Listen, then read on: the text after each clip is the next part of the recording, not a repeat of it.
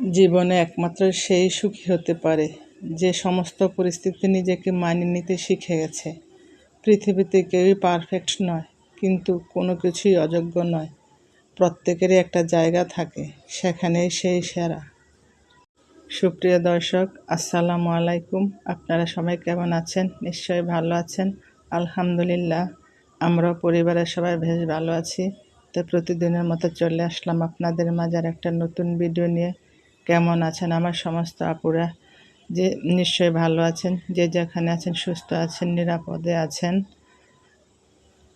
আর আজকে আমি কি কাজ করলাম এই ভিডিওর মাঝে তুলে ধরলাম। ভিডিওটি স্কিপ না করে সবাই দেখতে থাকুন। আর ভিডিওটি শুরু করলাম হলো রাত্র থেকে। আর রাত্রে আমি আমার ভাইয়ের সাথে ফোনে কথা বলতেছিলাম। এই ফাঁকে আমার ছেলে বিছানাটাকে এমনভাবে অগোছালো করছে, তারপরে শোকেসের জিনিসপত্র নামিয়ে খুব সুন্দর করে খেলতেছে। আর সুযোগ পাইলে এরকম করে, যদি দেখে কারোর সাথে ফোনে কথা বলে এরকম করে। তাই যাই হোক, ছেলেকেও ধমক দিয়ে আমি বিছানাটাকে গুছিয়ে নিয়েছি। এখন ভাবলাম যে ফ্রিজটার একটু উপর দিয়ে পরিষ্কার করে নেই, কারণ প্রত্যেক দিনে কাজের চাপ থাকে, তাই পরিষ্কার করতে পারি না। মাঝে মধ্যে পরিষ্কার করি। তাই আজকে সুযোগ পেলাম যে রাত্রে আজকে এটাকে পরিষ্কার করে রাখি, সকালে একটু কাজের কম চাপ থাকবে। বিশেষ করে আমি সকালে আমার ছেলেকে নিয়ে আমি হসপিটাল যাব, সেজন্য একটু কিছু কাজ করে আগিয়ে রাখছি। যাই হোক, কথা বলতে বলতে আমি এখন ফ্রিজটাকে পরিষ্কার করে নিচ্ছি। আর কাজ করব কি, কাজের মধ্যে আমার ছেলে এরকম ডিস্টার্ব করে, কি করব। যাই হোক, ছেলেকে নিয়ে সব কাজ করে গুছিয়ে রাখার চেষ্টা করছি। আর এদিকে দেখেন আমি কতগুলো কাপড় চোপড় ধুয়ে একখানা জমিয়ে রাখছি, কিন্তু এগুলোকে এখনও গুছানো হয়নি। তাই এখন আমি গুছিয়ে নিচ্ছি।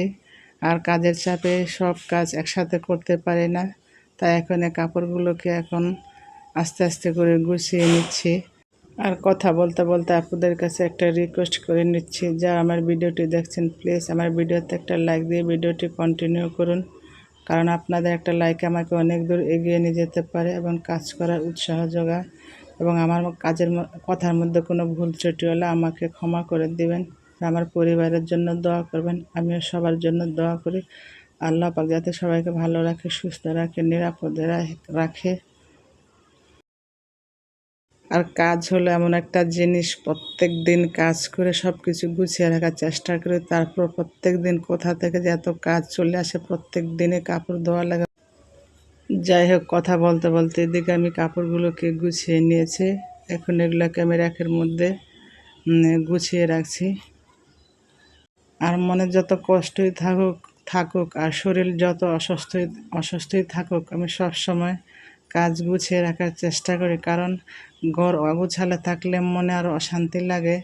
মনে শান্তি লাগে না, শরীর আরও অসুস্থ লাগে। তাই শত ব্যস্ততার মাঝেও ঘরটাকে গুছিয়ে পরিপাটি করে রাখার চেষ্টা করি। আর প্রত্যেক মেয়েরা এসে নিজের সংসারটাকে গুছিয়ে পরিপাটি করে রাখার চেষ্টা করে। আর প্রত্যেকটা সংসারই হলো প্রত্যেকটা মেয়ের শান্তির জায়গা।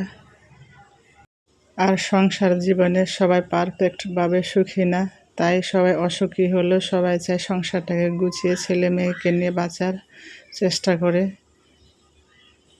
আর সংসার হলো এমন একটা জিনিস যা ভাগ্যর জোরে কেউ সুখী হয়, আবার কেউ ভাগ্যর জোরে জীবনে হেরে যায়। যাই হোক, কী করার আছে, যার যেটা কপাল আছে সেটা হবেই। যাই হোক, কথা বলতে বলতে এদিকে আমি রান্না বসিয়ে দিয়েছি। আর আজকে আমি রান্না করব হলো লতি দিয়ে, চিংড়ি দিয়ে আর পাট শাক ভাজি করব। যাই হোক, এদিকে আমি এখন পাট শাক রান্না করার জন্য পেঁয়াজ কুচির তেলের মধ্যে দিয়ে কতক্ষণ নেড়ে চেড়ে এখন আমি পাট শাক রান্না করে নেব।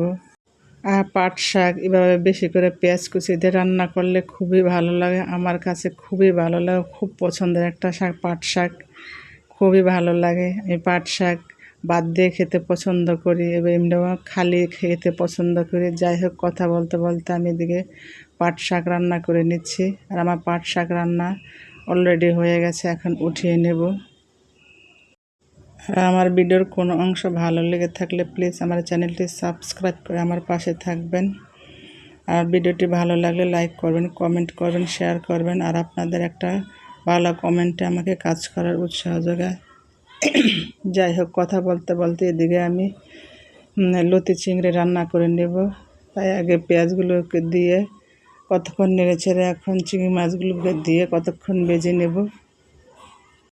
আর আজকের লতি চিংড়িটা এত মজা হয়েছে কি বলবো, আমাদের কাছে তো খুবই মজা লেগেছে। বিশেষ করে আমার ছোট ছেলে আজকে লতি চিংড়ি দিয়ে ভাত খেয়েছে, কারণ বিশেষ করে আমার ছোটো বাচ্চারা লতি কচু তরকারি এগুলো খেতে চায় না।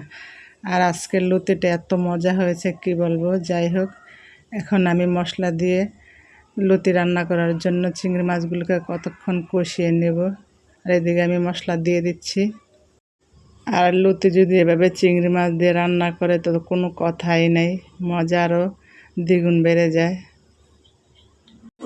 যাই হোক, মনটার ভিতরে শান্তি নাই, এই অশান্ত মনটাকে নিয়েই সংসারে কাজকর্ম করে জীবনটাকে চালিয়ে নিয়ে যাচ্ছি। জীবনটাই এরকম, যত দুঃখ কষ্ট থাকুক না কেন সব কিছু মানিয়ে নিয়ে গুছিয়ে নিয়ে চলতে হয়। যাই হোক, এদিকে কথা বলতে বলতে আমার যে লতিগুলোকে এখন দিয়ে কষিয়ে নিচ্ছি। আর এই দুনিয়াতে কেউ চিরস্থায়ী নয়, সবাই ক্ষণস্থায়ী। তারপরে ক্ষণস্থায়ী জীবনে মানুষ সুখী হওয়ার জন্য কত কী চেষ্টা করতেছে, আমিও চেষ্টা করতেছি। আল্লাহ পাক কী রাখছে কপালে জানি না। যাই হোক, কথা বলতে বলতে এখন আমি লতিটাকে কষিয়ে নিচ্ছি। আর আমার লতিটা দেখতে দেখেন কীরকম বেশ সুন্দর লাগছে। আর আজকে লতিটা এত দুর্দান্ত মজা হয়েছে কি বলবো। আর ইদানিং আমি খুব চিন্তিত আছি, কারণ হলো আমার ছোট ছেলেটাকে নিয়ে। আমার ছোট ছেলেটা খুব দুষ্টামি করে, আর এরকম দুষ্টামি করে যা খুবই ভয় লাগে। এরকম জিনিস নিয়ে খেলাধুলা করে। এই বয়সে আমার ছেলের জীবনে 2টা অ্যাক্সিডেন্ট ঘটে গেছে। যাই হোক, আল্লাহর কাছে দোয়া করে আল্লাহ পাক যাতে তার দুষ্টামি কমিয়ে দেয়, শান্ত করে দেয়। যাই হোক, কথা বলতে বলতে এদিকে আমার লতি রান্না হয়ে গেছে।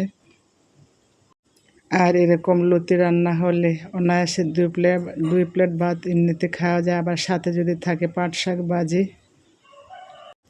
আর এখন হাওয়াটা খুবই গরম, কতদিন বৃষ্টি হয়েছিল, ঠান্ডা লাগছে। আর এখন আবহাওয়াটা একটু গরম লাগে, একটু ঠান্ডা লাগে। যাই হোক, কথা বলতে বলতে আর পরদিন সকালে আমার ছেলেকে নিয়ে হসপিটালে যাচ্ছিলাম, তখন ছেলে বলছে যে আম্মু কিছু খাবো, তাই তাকে দোকানে নিয়ে গেছি।